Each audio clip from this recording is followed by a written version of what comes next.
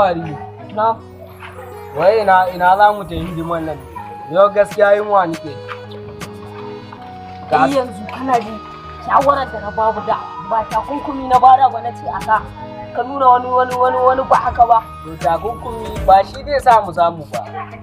To amma ai takunkumi dai ba za ka gane ba. Shawarar da ka bada muguwar shawara ce. Ni abin da nake so da kai akwai wani dan kangotan. Mu je wallahi kawai mu tare duk uban da ya zo. He ya bada ku. Sanye dan yana, sanye. Mu je kawai mu je da Allah ka zo lokaci ya gudu.